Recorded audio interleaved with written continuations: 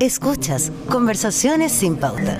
Diálogos urgentes sobre el país que tenemos y el que queremos tener. Un podcast de Pauta 100.5 con Claudia Álamo. Conversar es escucharnos, pero también conversar, y lo digo siempre, es escuchar. Y no podemos no decir escuchar si no estamos escuchando lo que dice de repente la opinión pública, lo que hay debajo de ese pulso ciudadano. Me refiero a pulso ciudadano para poder ir auscultando lo que la ciudadanía quiere, anhela, se frustra, no le gusta. Por eso es importante el universo de las encuestas, no solamente porque darnos en la lámina de quién sube y quién baje en la próxima elección presidencial, sino que fundamentalmente para poder entender cuál es el registro y ese sentir que la ciudadanía va mostrando, no solo en la elección presidencial, sino en cómo se constituye también, ¿no es cierto?, esta sociedad. De eso y más queremos conversar aquí en Conversaciones sin Pauta con Juan Pablo Lavín. Él es ingeniero comercial, es magíster en políticas públicas, pero su particularidad es que él fundó el Panel Ciudadano. Eso fue en el año 2014 y fue el primer panel probabilístico para estudios longitudinales en Chile. Y usted dirá, bueno, ¿ya qué significa esto? Él nos va a explicar y va a ver y nos va a mostrar qué es lo que ve cuando mira estos números. ¿Qué tal, Juan Pablo? Gracias por estar aquí. No, gracias por la invitación. ¿Qué significa que te sea? ¿Por qué esta encuesta Panel Ciudadano es distinta de las demás? Porque uno ve que hoy día tenemos un festival de encuestas, semana a semana. Efectivamente. Mira, en definitiva lo más relevante es que en los paneles que se dice, la gente se autoselecciona, ¿ya? Uno elige participar en un panel y contestar encuestas por incentivos que son gift card, cosas de ese estilo. En nuestro caso, lo que hacemos nosotros es que nosotros vamos a buscar a la persona y no al revés. ¿Ya? Eso evita el sesgo de autoselección. Ese sesgo de autoselección te lleva a que en el fondo te quedas solamente con gente, por ejemplo, si son encuestas de política, solo gente que consume y ve política, ¿ya? Le interesa el tema, por lo tanto participa de esos paneles. Nosotros no hacemos eso, sino que vamos a buscar a las personas que salen seleccionadas en un muestreo y ellas y solo ellas participan. ¿Ya? A nosotros nos llega mucho mail de yo quiero participar porque premiamos bien, somos los que mejor premiamos a nuestros panelistas. ¿Qué gana una persona si es parte de la encuesta? Bueno, por cada respuesta, primero son cuestionarios de no más de 3 minutos a la semana. ¿Ya? Y por cada respuesta nosotros les pagamos. Acumulan plata que al final de mes pueden canjearlo por lo que quieran, desde ir al cine, desde tomar un Uber, desde canje en las multitiendas, como lo una que caja quieran. chica. Sí, claro. Pero en el fondo es, uno, que nosotros vamos a buscar a las personas y no al revés. Dos, que son esas personas que uno sigue en el tiempo, por lo tanto puede ver nítidamente cómo cambian de opinión en el tiempo, ¿ya? Y tres, que esto que son cuestionarios muy cortos para no quedarse solamente con gente fanática de la encuesta o fanáticas de la política. Juan Pablo, lo voy a mezclar con lo personal. Me llama la atención porque tú eres hijo de Joaquín Lavín, candidato presidencial. Yo creo que tu infancia se constituyó con un papá que era candidato presidencial, efectivamente, ¿no? Y que viajaba por el país. Sí. Entonces me imagino que tú creciste con la inquietud de qué mostraban las encuestas. Porque las encuestas fueron parte de mi vida desde muy chico, sí. De hecho, por ejemplo, para un Día del Padre, nosotros le regalamos a mi papá una encuesta casera, digamos. En el fondo estábamos tan habituados a, oye, ¿qué pasó con Adimar? ¿Qué pasó con la CEP? Que eran la encuesta de ese minuto, este subió, este bajó, etcétera. Le regalamos una que en el fondo era para reírse, pero del tipo, ¿quién se come todo del refrigerador? ¿Quién deja, no sé, la tapa del water abierta? Como cosas de ese estilo. Pero porque lo teníamos como tan en la cabeza que era como, no sé, parte de la mesa de los almuerzos de los domingos hablar de ese tipo de cosas. Por eso digo que es interesante que finalmente lo tuyo viene no solo de una cosa como numérica, sino que también de una experiencia. Y de hecho, por ejemplo, el rating de la televisión se mide similar a lo que hacemos nosotros. En el fondo, el People Meter es que tú eliges a ciertas personas de la población por un muestreo aleatorio y le pones esta maquinita y la sigue en el tiempo. En eso un poco me basé, porque de hecho me acuerdo, sobre todo con Vía el Lunes, que jugábamos con mi papá, en el fondo vía lunes del próximo lunes viene Maradona y Zamorano. Va a tener mejor rating. En que la televisión chilena traía figuras, que pagaba muy bien. Va a tener más rating que el pasado que fue X. Como cosas de ese estilo, como para saber las expectativas o intereses de la gente. Me interesó desde chico. Este panel ciudadano viene desde el 2014 y probablemente, ¿no es cierto? Estamos 2025. Uno puede también hacer un seguimiento. Vamos a ir a cómo están las cosas hoy día. ¿Cómo ha ido cambiando este chileno, esta chilena, estos ciudadanos que seguramente son sectores populares, medios, altos, que empiezan a reflejar sus intereses en la política y en otros temas? ¿Te parece que había un cambio importante o una sociedad bastante parejita? Siempre hay cambios, pero que no son necesariamente solo de Chile. Hoy estamos viendo cambios que son bastante globalizados por cómo se mueve hoy la información. En el fondo, a algunos les toca primero, a otros después, pero siempre hay un ciclo, digamos. Por ejemplo, no sé, el mismo estallido social del 2019 lo tuvimos un poquito después o casi a la par en otros países como Colombia. Estaban los chalecos amarillos en Francia. Como que ahora todo se está sincronizando de cierta manera. Algunos están más acelerados, otros vienen más lentos, pero como que todo se va dando en un ciclo que uno podría representar en distintas latitudes, digamos. Entonces, cosas como únicas de Chile... te diría que tienen que ver, sobre todo como Chile es un país que queda en la punta del mundo, con la cordillera de los Andes, con el océano al otro lado, estábamos como medio aislados, digamos. ¿Se nota eso en las encuestas? Se nota sobre todo en temas migratorios. Este tema migratorio es totalmente nuevo para nosotros. Los otros países están mucho más acostumbrados. Ese tema migratorio tú lo estás notando, bueno, se habla, es el tema, uno de los temas centrales de la campaña presidencial en curso. ¿Qué provoca en la ciudadanía? ¿Rabia, incomodidad, intolerancia? ¿O no todos los sectores que te toca entrevistar a través de Panel Ciudadano reflejan lo mismo, reportan lo mismo? Bueno, nosotros estadísticamente tenemos una tasa migratoria baja, ¿ya? Nosotros creemos que ahora... estamos inundados. Claro, todos se vinieron a Chile, pero en datos duros eso no es así. El tema es que sí hubieron unas olas gigantescas los últimos años, sobre todo desde Venezuela. Y eso ha tenido mucha repercusión mediática. Uno, porque la gente que compite sobre todo con los migrantes, que son primero los mismos migrantes, y después clases sociales desde clase media hacia abajo son los que más compiten con las nuevas olas. Entonces ven muy directa esa competencia tanto en pedir trabajo, en servicios del Estado, como por ejemplo en educación, en salud. Entonces eso ha creado como una animadversión muy grande contra el migrante. Obviamente también hay que mencionar todo este como tipo nuevo de delito que se ha desarrollado. La gente lo atribuye a eso. Lo atribuye totalmente a eso. Cuando en esta encuesta Panel Ciudadano, entonces los candidatos, me imagino, ¿no? Que todos los candidatos están hablando de economía y seguridad. Y en ese globo, economía, ¿no es cierto?, tiene que ver con tema migratorio, con políticas sociales. Porque antiguamente los candidatos como que marcaban proyectos distintos. Hoy día todos pelean un poco por los mismos ejes, los clivajes. ¿Ahí se juega la elección o te parece que los candidatos hay algo que no están viendo? ¿Hay algunas otras particularidades de esta elección de lo que la ciudadanía anhela que no se está recogiendo? Bueno, lo que pasa es que efectivamente hoy tienes que hablar de economía, tienes que hablar de seguridad, porque ya hace mucho tiempo que son los temas prioritarios, pero por lejos, ¿ya? Mira, pasa algo particular, que por ejemplo, desde el 2018 al 2021 nosotros medíamos la aprobación, por ejemplo, del gobierno en ese tiempo de Sebastián Piñera, ¿ya? Y tú veías que cuando subía la preocupación por la delincuencia, en teoría estábamos un poco mejor, ¿ya? ¿Sabes por qué? Porque en el fondo siempre era como un problema por defecto. Cuando en verdad no hay un problema que está saliendo en ese minuto, seguridad, porque seguridad siempre hace delincuencia una preocupación. Entonces uno podía de hecho hacer como una correlación entre que la aprobación subía cuando había más preocupación por seguridad. ¿Ya? Que algo raro, digamos. Sí, es raro. Es contraintuitivo. Porque velo por el otro lado. En el fondo bajaba y te subía, por ejemplo, la preocupación en educación. Ya era porque tenía match, no sé qué, o en salud, mucha noticia de cola en los consultorios. Cuando no había ninguna de esas noticias, se te disparaba seguridad porque era como el problema por defecto. Eso ya dejó de pasar y ahora seguridad ya, cuando tú haces encuestas que solo puedes elegir una prioridad, ya prácticamente quintuplica a la segunda. Entonces, si no estás en esa discusión, no existe. El tema es que como están todos en esa discusión, de alguna manera tienes que diferenciarte. Y eso ya es otra cosa. Yo te podría agregar algo que viene hilado de cierta manera, que es cuando tú preguntas por pregunta abierta y algo más cualitativo, ¿qué es lo que más valoras en los candidatos?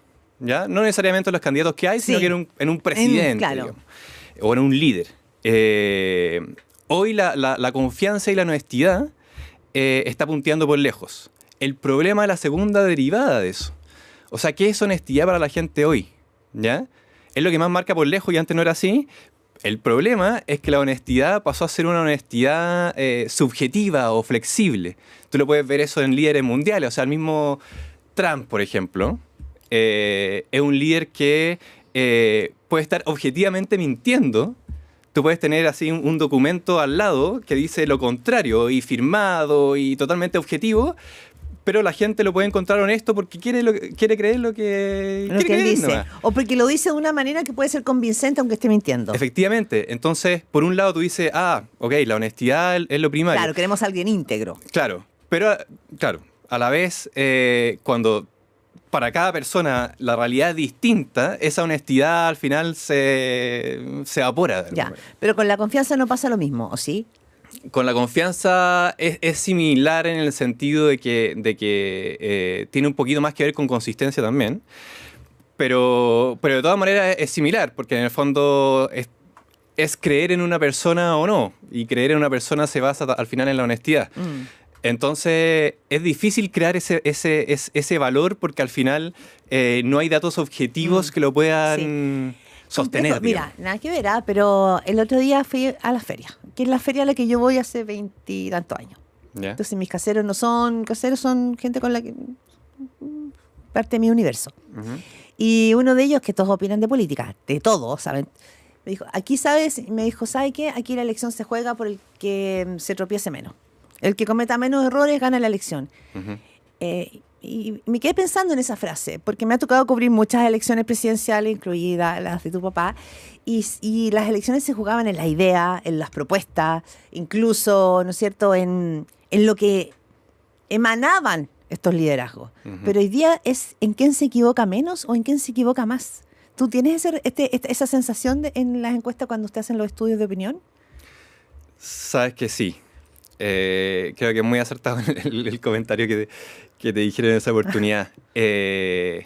Pasa eso, pero ojo que esa equivocación tiene que tener un timing, digamos. O sea, las por ejemplo, contradicciones de Janet Jara con su programa 3 meses antes de la elección no importan tanto, la verdad. Si eso hubiera pasado el último mes, cuando todos te están mirando, es muy distinto. Claro. Mira, por ejemplo, yo hago una analogía con la elección y el Mundial de Fútbol. Porque a mí me tocó muy cercano, mi señora no es futbolera, yo soy muy futbolero. Entonces, el 2022 yo pasé todo el año hablando de fútbol, digamos, y lamentablemente Chile no fue, pero bueno, veía los otros países las selecciones, por qué citaron a este y no citaron a este otro, en este cambiaron al técnico.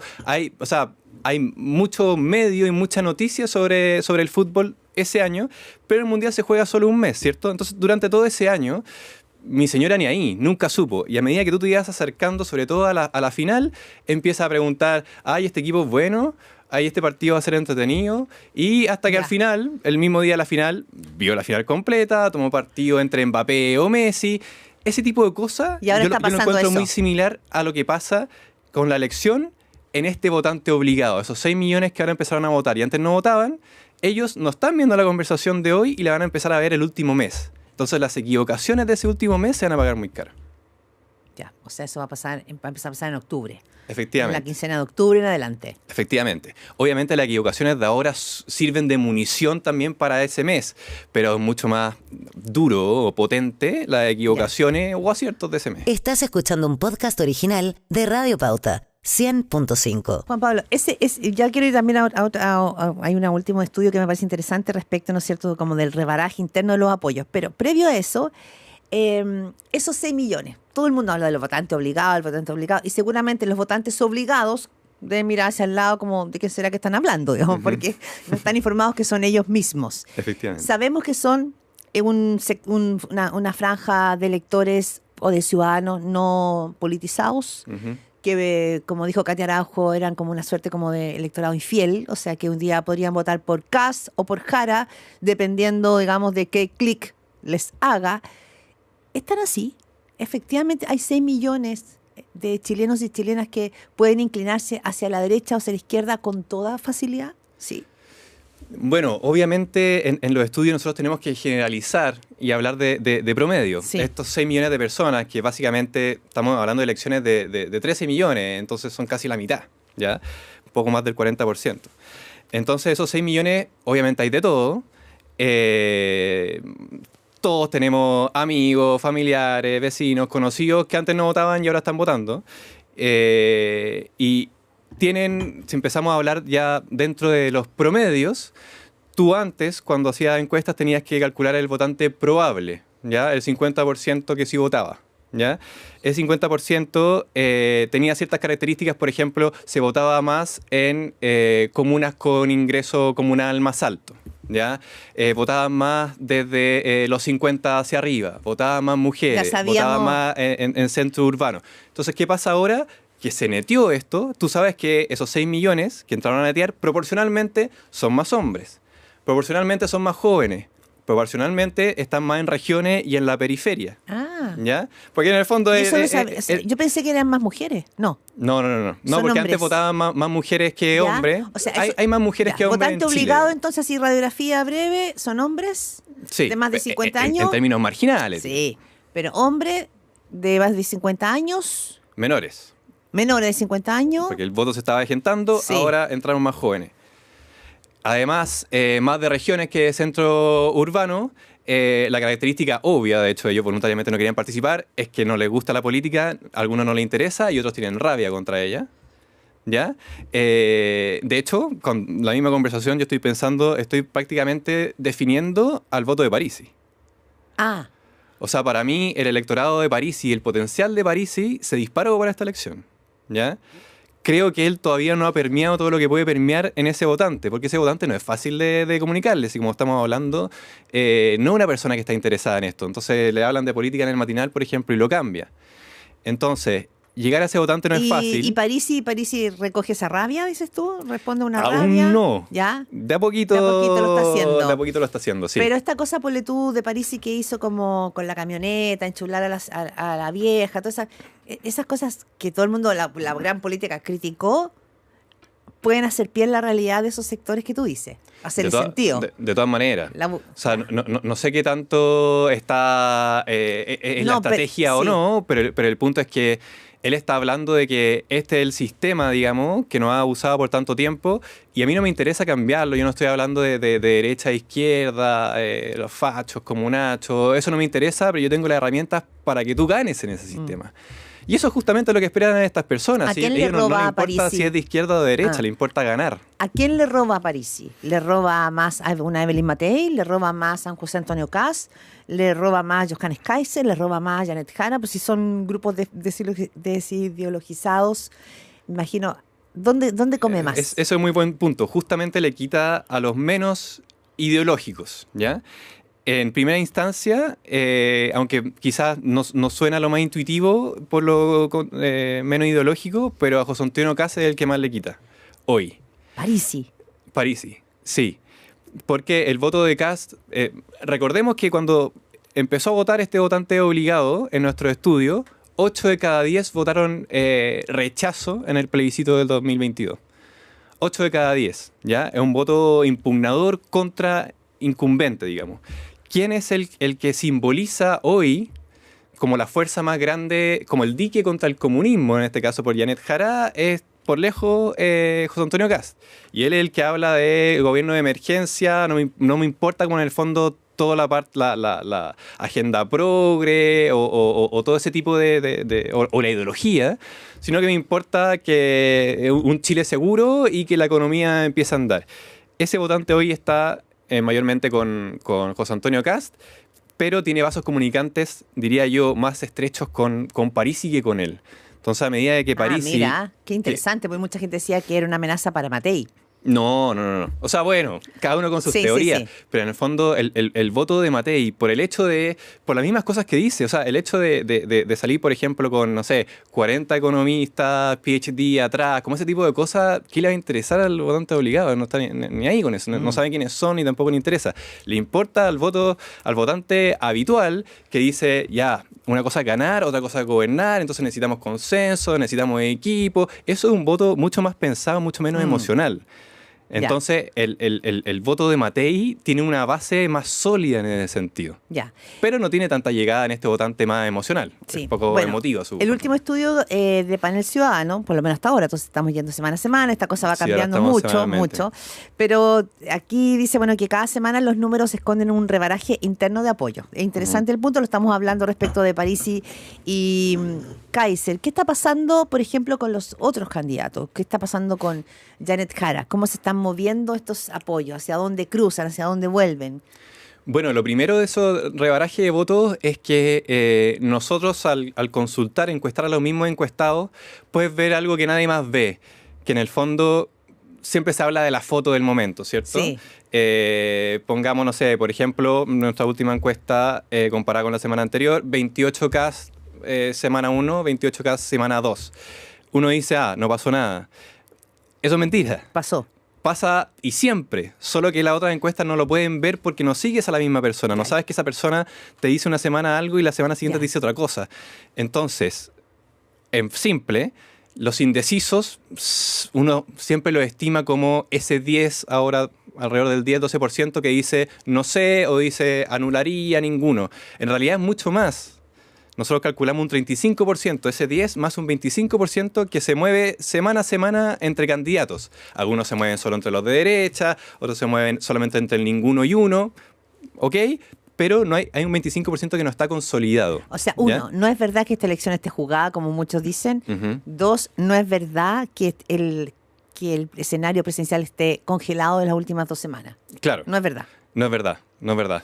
¿Qué en es el fondo eso lo ven en la foto, pero en la película, y en el fotograma... ¿Qué vemos en el fotograma? Por ejemplo, respecto de Kast, Matei, por ahí. Y después seguimos con los otros. Bueno, por el otro lado, de más certidumbre, por llamarlo de alguna manera, ese 25% que se mueve es casi siempre el mismo, digamos. O sea, tendríamos que decir que hay un 75% que es bastante estable. Ese 25% que se mueve suele ser el mismo y uno puede ver que, por ejemplo, un candidato que retiene alrededor del 75%, calculando ese 25% que se mueve, está estable. Ya cuando uno ve sobre el 75% es un candidato que en el fondo está reteniendo más de su base y podría estar en crecimiento. ¿Quién sería aquí ese? En ese caso, por ejemplo, en las últimas encuestas, tanto Janet Jara como José Antonio Kast, aunque en la foto salgan iguales, están reteniendo más de lo que retenían en promedio. ¿Ya? Eso uno lo podría interpretar como que están consolidando su base. Evelyn Matei y Franco Parisi nunca habían estado en tanto movimiento, por así decirlo. O sea, por ejemplo, Evelyn Matei en esa última encuesta retiene algo cercano al 60%. ¿Ya? Y eso es nuevo. Marca lo mismo, pero en el fondo es un 40% que se fue y un 40% que le llegó. El caso de Franco Parisi es similar. En el fondo, sobre todo en esos candidatos, desde el tercero hacia abajo, hay un rebaraje gigante, ¿ya? Y yo te diría que poco a poco, nosotros tenemos 4 paneles, entonces lo vamos viendo es como un efecto de espejo en cada uno a medida que uno avanza. El que más se ha ido desinflando y pasando votos hacia un candidato en particular es desde Johannes Kaiser a Franco Parisi, ¿ya? Ya. Y por atrasito le está llegando un poquito más, o sea, también de Kast. Entonces, en simple, nosotros creemos que lo que debiera empezar a pasar, sobre todo con este voto tan volátil, que es básicamente el votante obligado, el de este 25%, Kaiser se va a empezar a desinflar en el medio de Franco Parisi, o sea, va a crecer Franco Parisi, primero a expensas de Johannes Kaiser y luego de José Antonio Kast. Y esa es la posibilidad de Evelyn Matei. Más que algo que puede hacer ella, es que José Antonio Kast empieza a flaquear y la empieza a posicionar como, de nuevo, una candidata quizás más competitiva que él contra Janet Jara. Es una vuelta larga. Es una vuelta larga y claro, o sea, en el fondo hay que mirar a Franco Parisi y no considerar que es un candidato excéntrico, sino que hay que mirarlo con más respeto. Yo creería que sí. La primera mirada desde Chile Vamos es qué miedo Franco Parisi que nos puede relegar al cuarto lugar. Yo le daría una segunda vuelta a eso como un actor que puede desarmar el puzzle completo y hacer que 3 candidatos empiecen a aparecer entre José Antonio Kast, Franco Parisi y Evelyn Matei. Y en ese escenario, Evelyn Matei, ser como la candidata más, no sé... Certera. Certera, consistente, responsable. Claro, por su equipo. Y hacer que ese voto útil de derecha, que hoy está con el mejor competidor, se le traspase a ella. Ya, y el tiempo se nos va. Está muy interesante, Juan Pablo, para mirar, como tú dices, la película y no solamente la foto. En esta película, Janet Jara, ¿qué es lo que estás viendo? Janet Jara... va reteniendo, retiene su piso, ¿no? Pero ¿qué trasvasije de apoyos internos va teniendo?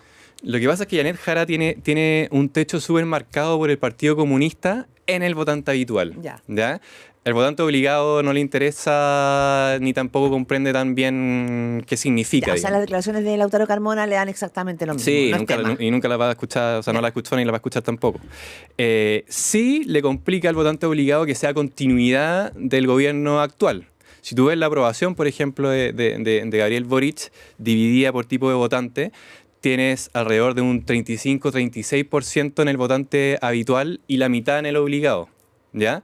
Y lo mismo pasa en el respaldo de Jara. Tú podrías ver, por ejemplo, que el voto de Jara hoy es muy similar al del plebiscito en este votante habitual. Es más o menos 8 de 10 contra Jara, más que con alguno en particular, contra, ahora Jara, digamos, pero contra el oficialismo.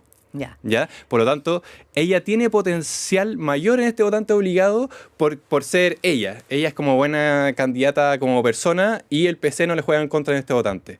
Pero si no se logra sacar la capa en el fondo de que es una ministra del gobierno, que de hecho ahora lo que más se está hablando es por su reforma de pensiones, digamos, sin poder sacarse eso, es muy difícil que tenga una buena performance en ese votante. Y lo último, y estos escenarios que están dando todas las encuestas de que en una segunda vuelta cualquier candidato le gana de la oposición a Jara, ¿tú también lo estás viendo? Es decir, que puede tener un piso seguro, pero que en una segunda vuelta es la más débil.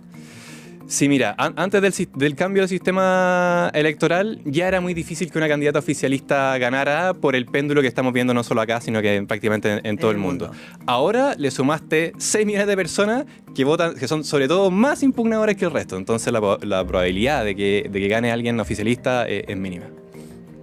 Así vamos a cerrar estas conversaciones sin pauta. Nos vamos a volver a ver, Juan Pablo Lavín, porque quedan varias semanas todavía de elecciones y está bueno ir mirando, ¿no es cierto?, ahí el minuto a minuto, el pulso a pulso de esta opinión pública tan veleidosa, digo yo, con mucho cariño, en el sentido de que uno va mutando mucho.